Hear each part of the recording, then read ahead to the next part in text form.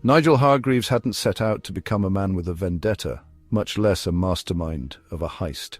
For 22 years, he'd been the quiet engine of Hargreaves and Smog Antiquities, a London firm that traded in rare artifacts for the rich, the eccentric, and the morally flexible. At 48, Nigel was a wiry figure with thinning grey hair, a pinched face from years of squinting at ledgers, and hands calloused from decades of unglamorous labour. Born in Stepney in the gritty tail end of the 70s, he'd left school with nothing but a knack for numbers and a stubborn streak. In 1999, when his childhood mate Paul Smog launched the company, Nigel signed on as the first employee, a clerk with a battered desk and a promise of better days. Paul was the opposite. He was charming with a bit of an ego and clad in suits that screamed privilege he'd never inherited. They'd met as teens in a crumbling East End playground, Paul spinning wild dreams, Nigel grounding them in reality. "You're my rock, Nige," Paul would say, slapping his back over pints at the Red Lion. "Stick with me and I'll sort you out. Pension, profits, the works." Nigel believed in pouring his life into the firm.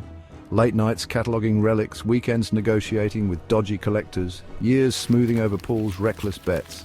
He expected loyalty to pay dividends, a secure retirement, a share of the wealth he'd helped build. That faith died 3 months ago in the firm's sleek office overlooking the Thames. Paul had botched a deal, sold a fake Roman bust to a Ukrainian oligarch who'd sent lawyers sniffing. Nigel, the eternal fixer, argued for honesty. "Refund the bastard! Take the loss!" Paul's face turned puce, his voice a bellow. "This is my company, not yours. You don't call the shots." Nigel stood firm, citing 22 years of sweat, missed birthdays, sleepless nights, a marriage that crumbled under the strain. Paul's response was a sledgehammer. "You're fired, Nige. No pension, no severance. Kiss it all goodbye." Security hauled him out, his desk emptied into a bin bag, Paul's smug grin burning into his memory as the door slammed shut. Back in his Whitechapel flat, a cramped hovel above a chip shop, its air thick with grease and despair, Nigel replayed the betrayal. No savings, no safety net, just a lifetime's work torched by a man he'd trusted like a brother. Rage simmered, then crystallized into a plan. Paul kept the firm's crown jewel, the relic of St. Cuthbert, a medieval cross studded with blood-red rubies tied to saintly myths, in a basement vault. Worth millions, insured to the heavens, it was Paul's obsession and Nigel's ticket out. He'd steal it during the London parade's chaos, sell it on the black market and take the fortune Paul had denied him. Revenge and survival in one clean swipe. It wasn't a solo job. Over weeks, Nigel tracked down a crew, misfits with skills as sharp as their quirks, assembling them in his flat amid the hum of frying fish and the weight of his resolve. The hideout was a relic of neglect, an abandoned building Nigel had claimed, its walls shedding wallpaper like brittle leaves, a sofa spilling stuffing across a worn rug, and a blueprint of Hargreaves and Smog's office spread across a rickety table. The blueprint was Nigel's lifeline, pinned down by hands that trembled with purpose. Around it sat his crew, each a jagged edge honed for the task. Felix Finch, 42, was a lockpicker with a surgeon's precision, his slender frame and thinning hair belying hands that could tease open any mechanism. His germophobia was a constant. He wiped the table with a cloth before sitting. This paranoia would serve him well, particularly in the field of crime. Doris Higgins, 63, was a retired bus driver. Her white hair and ramrod posture a testament to 30 years navigating London's streets. Her record was spotless, her AZ map annotated with escape routes, though she insisted on legal driving beyond the heist itself. Barry Baza Thompson, 48, was a hulking ex-boxer, his scarred fists and broad shoulders a relic of a brutal past, though his fear of the dark made him twitch as dusk bled through the window. Widget Wilkins, 19, was a hacker with chestnut curls and a reckless grin, her pet parrot Bite perched on her shoulder, squawking police chatter she'd taught it for kicks. Nigel tells the crew that Paul keeps the relic of St. Cuthbert in the vault. "We hit during the parade, take it and I get what he owes me. Widget, you'll kill security. Felix, you'll crack that vault. Barry, you'll ensure the protection of all crew members and any physical tasks we need done, and Doris will drive us out." Bing bang boom done. Doris tells the crew that a route without roadworks is a necessity. Nigel reassures them it will be done.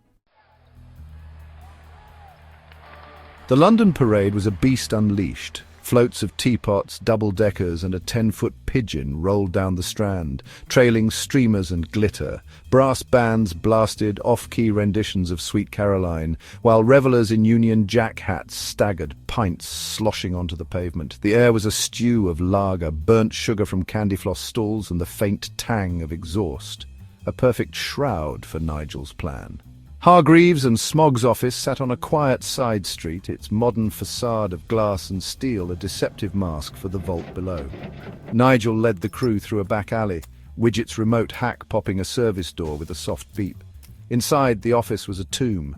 Marble floors gleaming under harsh lights, glass walls reflecting their tense silhouettes. Widget said that the security would be offline for 10 minutes. They descended a narrow stairwell to the basement, past filing cabinets stuffed with decades of deals and crates of lesser relics gathering dust. The vault loomed at the corridor's end, steel, unyielding, etched with warnings in stark red lettering. Felix knelt before it, laying out his tools, picks, tension wrenches, a tiny torch, with meticulous care. He paused to sanitize his hands, ignoring Doris's muttered "for God's sake," and set to work. The lock was a beast, its tumblers a labyrinth of resistance, but Felix's focus was unrelenting. Sweat beaded on his brow as minutes stretched, then a crisp click broke the silence. The door swung open. Inside, the relic of St. Cuthbert rested on a velvet pedestal, its rubies glinting like fresh wounds in the dim light. Nigel's breath caught. 22 years of loyalty, betrayal, and now this, his redemption. Felix leaned closer, his torch beam catching a flaw. Felix read aloud, "Made in China." Nigel was dismayed by the news, when all of a sudden their shock was shattered by footsteps. A security guard shuffled in, sandwich in one hand, torch sweeping the vault. The security guard shouted, "Oi, what's this lot doing here?" Nigel flashed a disarming grin, spinning a tale of emergency maintenance workers. Doris chimed in about union overtime rules, delivered in her sternest tone. The guard's eyes narrowed, unconvinced, until his radio crackled with a panicked voice. "Control to all units, intruders in the vault, send backup. Nigel, grab the fake. We move now." They bolted back up the stairs, the counterfeit relic tucked under Barry's the bodyguard's arm. Their only way out was blocked by a stout steel door, probably added by Paul after sacking Nigel, which now barred their path. Felix set to work, pausing mid-pick to sanitize his hands as Doris hissed, "Not now, Felix!" The lock was modern, intricate, a step up from the vaults, and the sound of sirens grew louder outside. Sweat streaked Felix's face, his hands trembling slightly, a rare crack in his composure.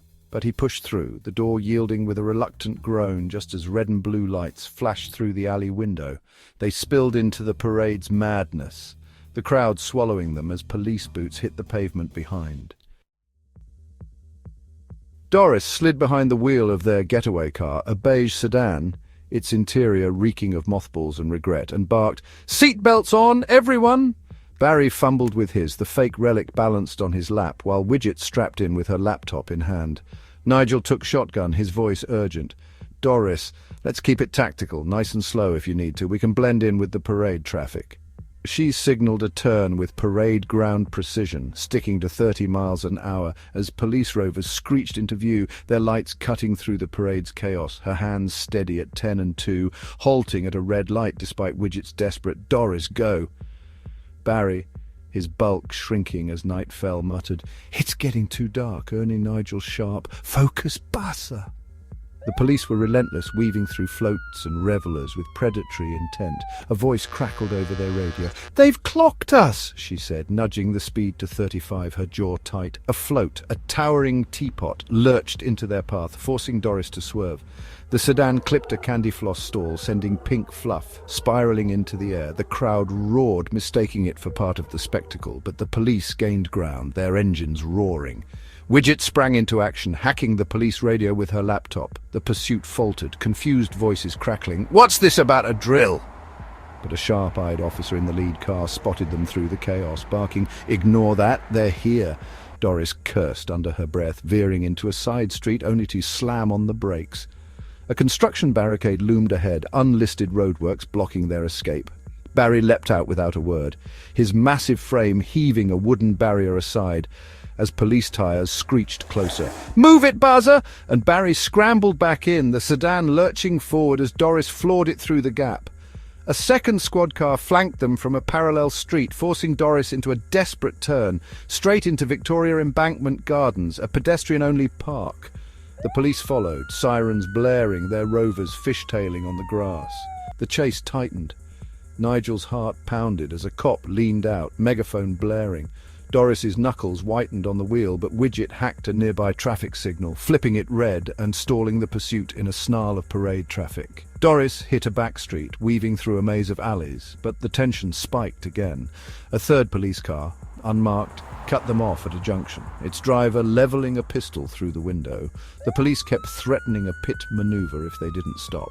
Ignoring this, Doris kept her composure, her tires squealing as she took a sharp left into a loading bay.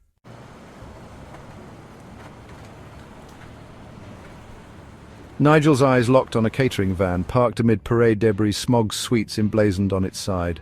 "Stop here," Nigel yelled, leaping out of the car.